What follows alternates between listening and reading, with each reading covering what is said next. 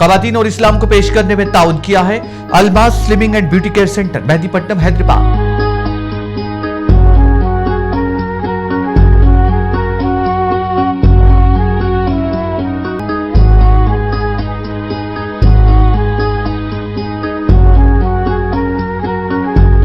अस्सलामु अलैकुम वरहमतुल्लाहि वबरकातुहू। मोहतरम नाज़रीन, मुख्तसर से वक्फे के बाद हमारा खुसूसी प्रोग्राम ख़वातीन और इस्लाम में आप सबका दोबारा खैर मक़दम है।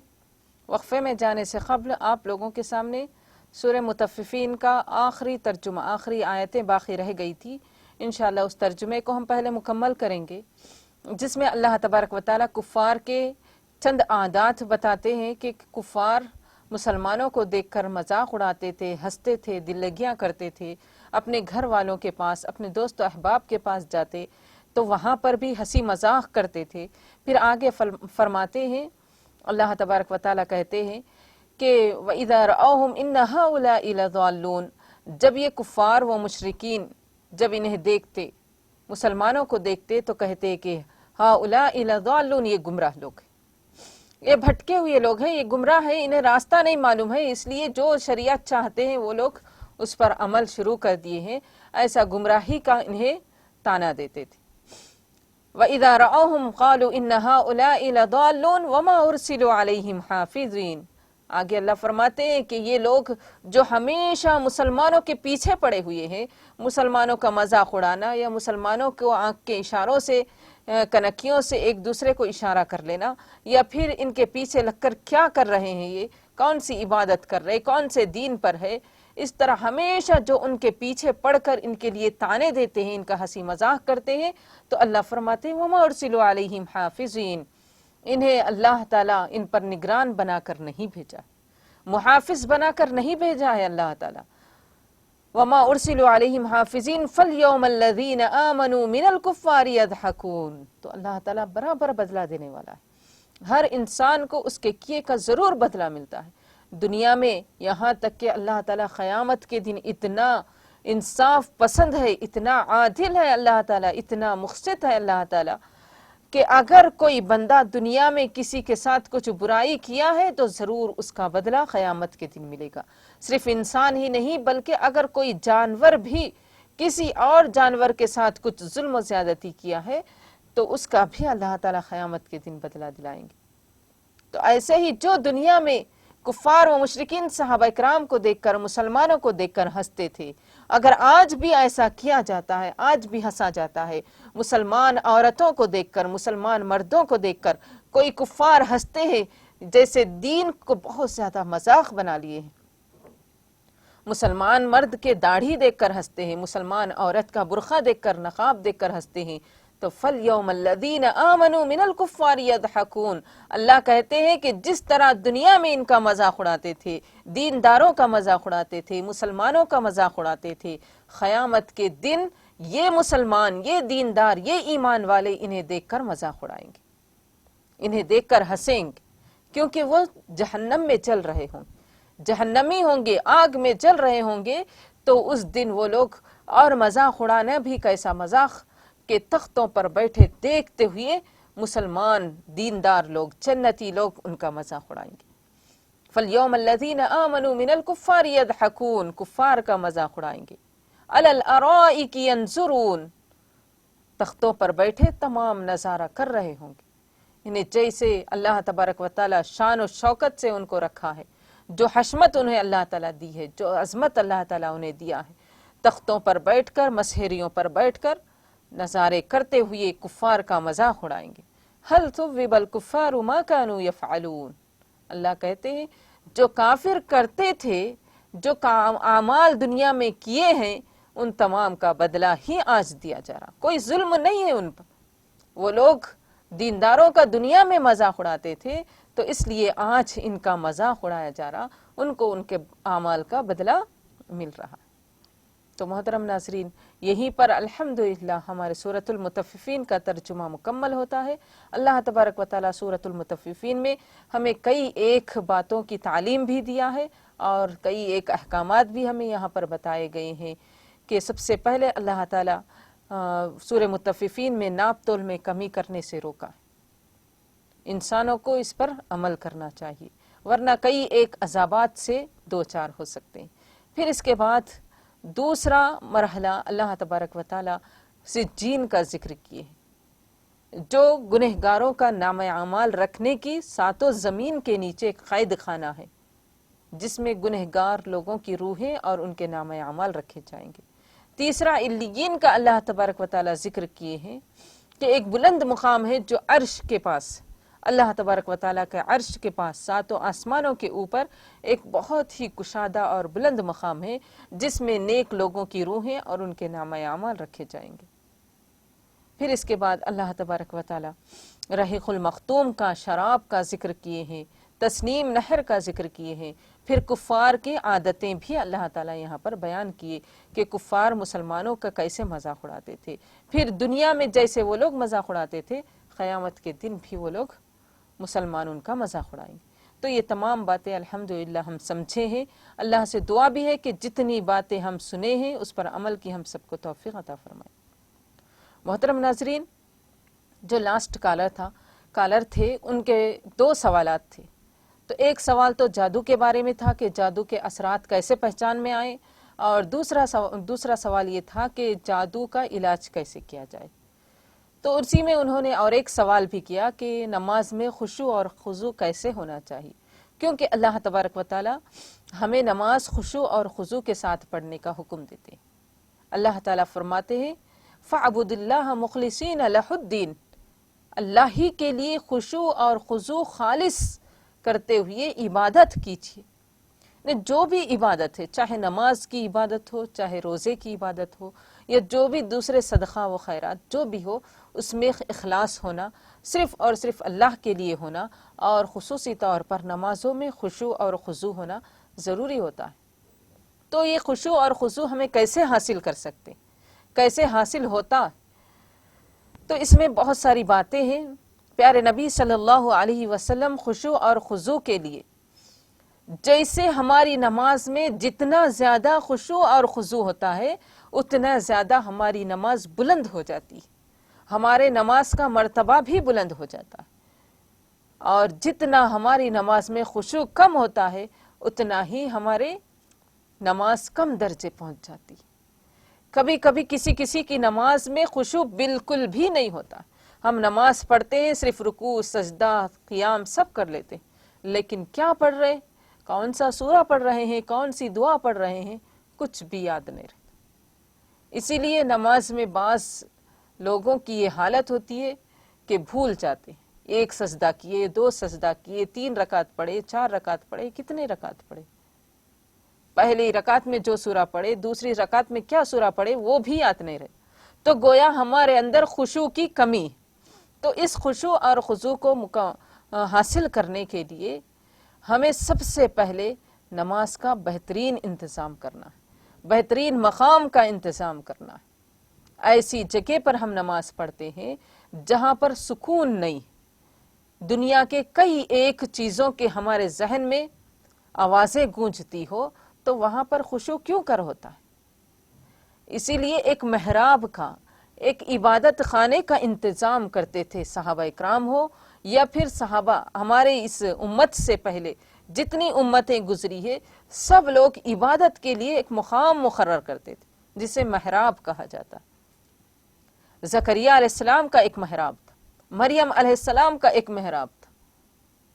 तो ऐसे पहले जितने भी उम्मतें गुजरे हैं, नेक लोग महराब यानी एक इबादत खाना मुकर्रर करते थे। जैसे जुरैज जो एक नेक इंसान था, उनका भी एक महराब था, तो जिसमें दुनिया की आवाज़ शोर गुल न हो, बल्कि इबादत के लिए मखसूस किया गया। तो सबसे पहले वो होना ज़रूरी है।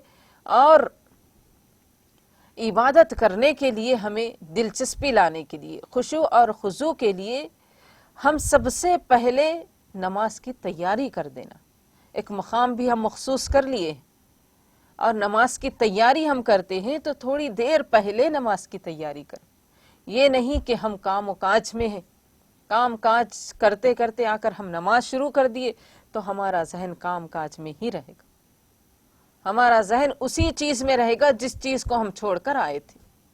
یا پھر کوئی چیز ہم واٹس ایپ دیکھتے تھے، واٹس ایپ دیکھتے دیکھتے میسیجز پڑھتے پڑھتے فون رکھ دیے، نماز کے لیے کھڑے ہو گئے.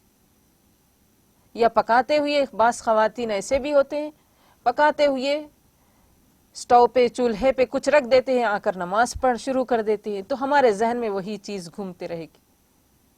یا پھر کوئی چیز ہمارے ذہن میں ہے، وہ ذہن میں رکھتے ہوئے ہی ہم آ کر نماز کے لیے کھڑے ہو گئے، تو ضرور ہمارے نماز میں وہ تمام چیزوں کے وسوسے شیطان ڈالتا رہے گا.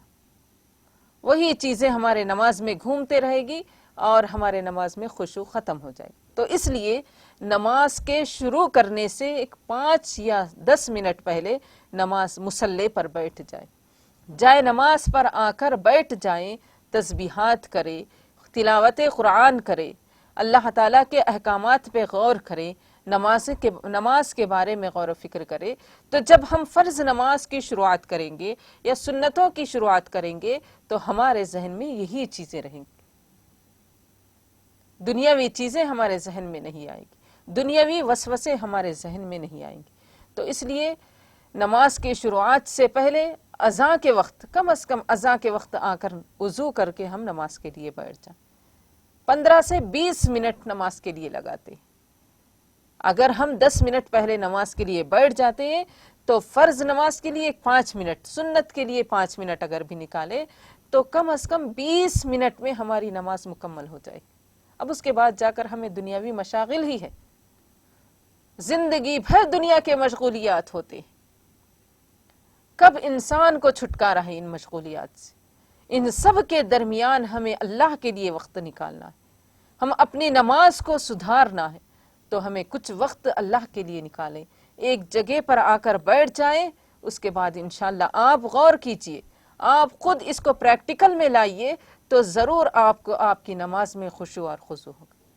تیسری چیز، میں آپ کے سامنے جو صورتوں کا ترجمہ اور تفسیر رکھتی ہوں تو اس کا سب سے اور پہلا مقصد ہی یہ ہے کہ ہمارے نماز میں خشوع ہو، کیونکہ جو چیز سمجھ کر پڑھی جاتی ہے تو اس میں ضرور خشوع ہوتا ہے. جو چیز بغیر سمجھے اپنی زبان کا رٹھا لگا رہے ہیں تو اس میں خشوع نہیں ہوتا.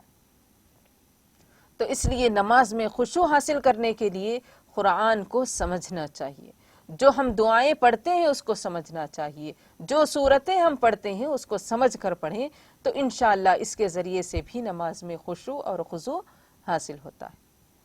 اگر نماز میں کسی کو خشوع نہیں ہے، کبھی کبھی سے سب کچھ کرنے کے باوجود بھی ذہن میں کچھ وسوسے شیطان کے جانب سے آ جاتے ہیں، جسے خنزب کہا جاتا ہے. اللہ کے رسول خود فرماتے ہیں کہ نماز میں جو شیطان تمہیں وسوسوں میں مبتلا کرتا ہے، وسوسے ڈالتا ہے، اس شیطان کا نام خنزب.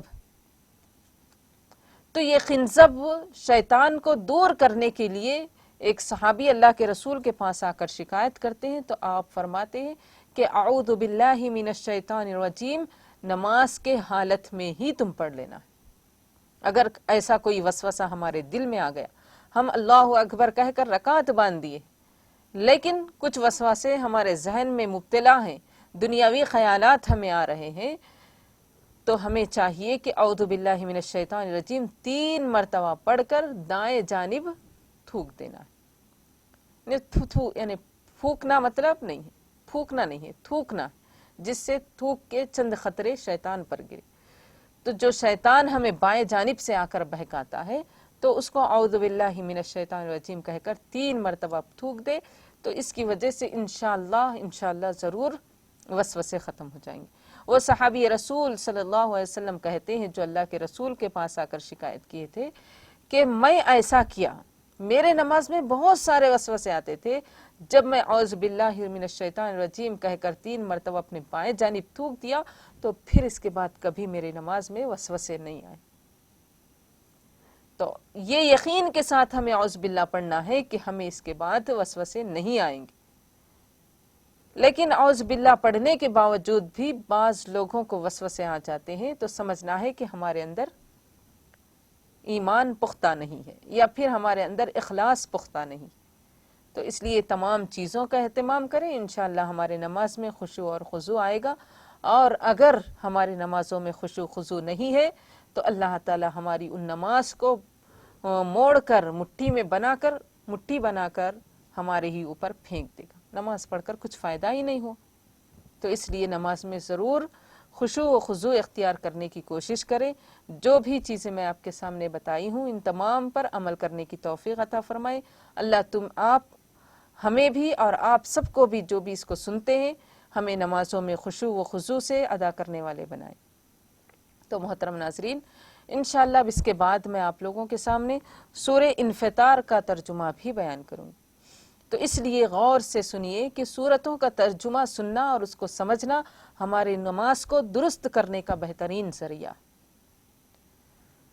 سورۃ الانفطار جو مکی سورت ہے، اللہ تبارک و تعالی اس میں بھی قیامت کا نقشہ کھینچے ہیں، یعنی قیامت جب قائم ہوگی تو کیسے انسان کی حالت ہو جائے گی، زمین کی حالت، آسمان کی حالت، سورج کی حالت، یعنی کیا ہو جائے گے یہ سب۔ جب ہم نماز میں سورت پڑھتے ہیں سورہ انفطار، اذا السماء انفطرت، جب آسمان پھٹ جائے گا تو اس میں غور کرنا، تو غور کرتے کھڑے ہو جانا نہیں ہے، آگے آیتیں پڑھنا ہے لیکن اس میں غور کرتے ہوئے آگے پڑھتے رہنا۔ حدیث میں آتا ہے، پیارے نبی صلی اللہ علیہ وسلم فرماتے ہیں، ترمذی، احمد وغیرہ کی روایت ہے، من سرہ ان ينظر الى یوم القیامہ فلیقرأ سورۃ الانفطار، اذا السماء انفطرت، اذا الشمس کورت، اذا السماء انشقت۔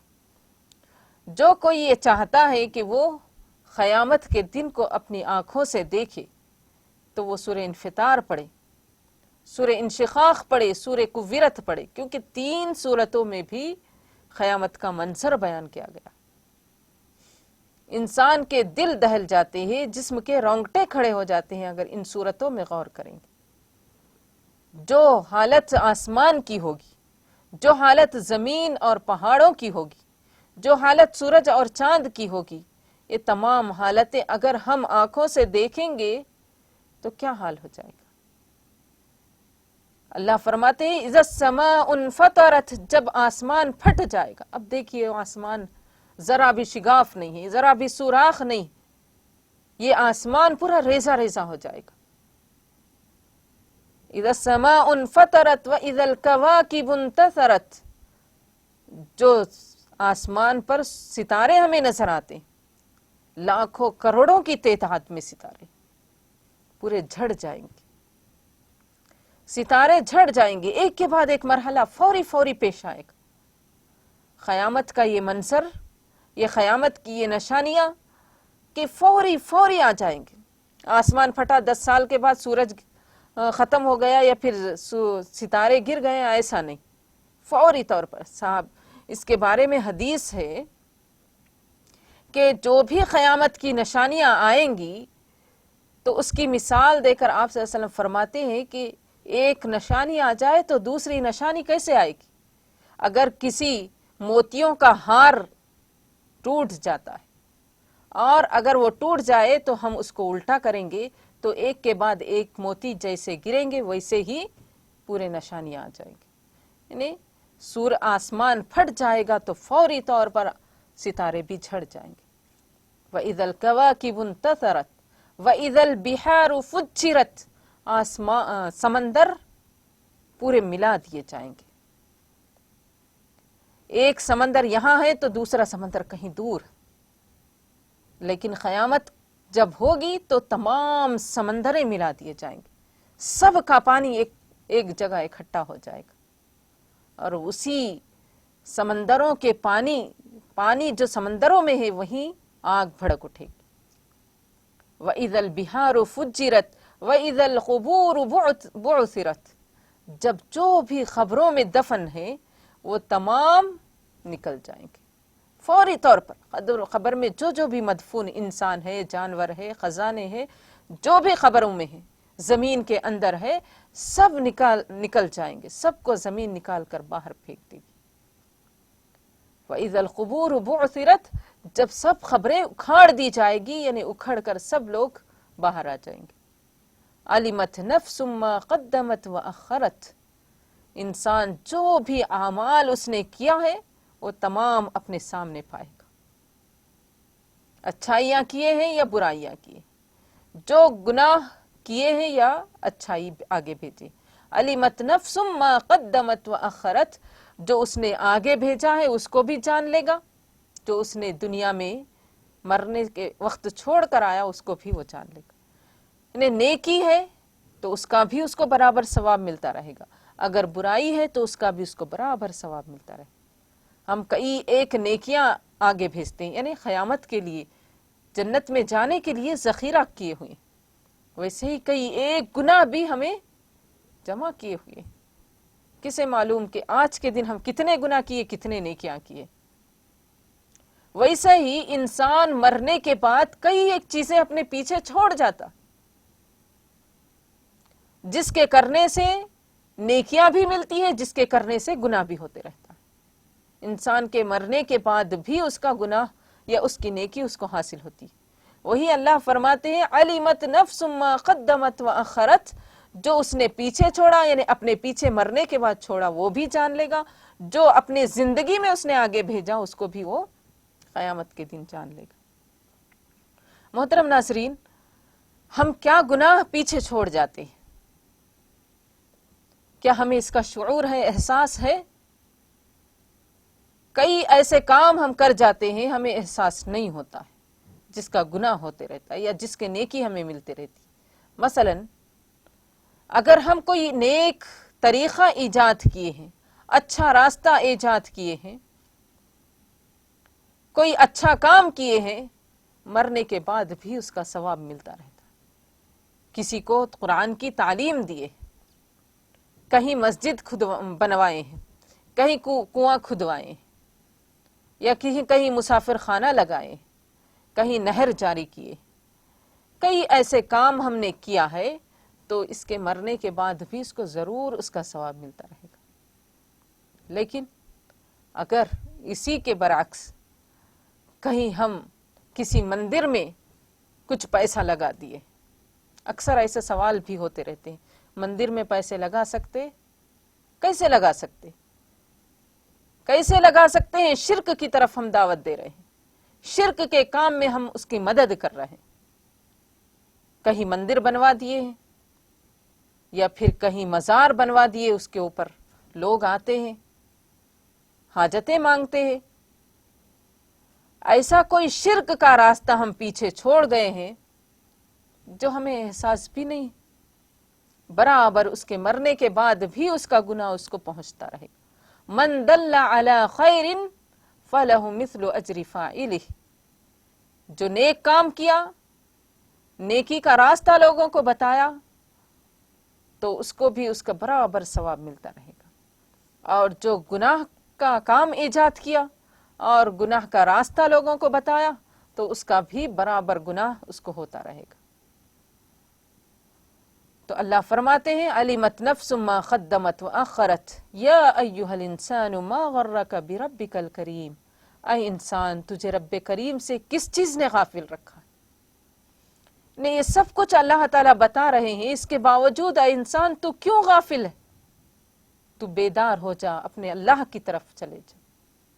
मोहतरम नाज़रीन, बहुत सारी बातें हैं सूरह इन्फितार में, आप बगौर देखते रहिए, सुनते रहिए। इंशाअल्लाह अभी जो भी बाकी रह गया है आइंदा हफ्ते आपके सामने रखूंगी।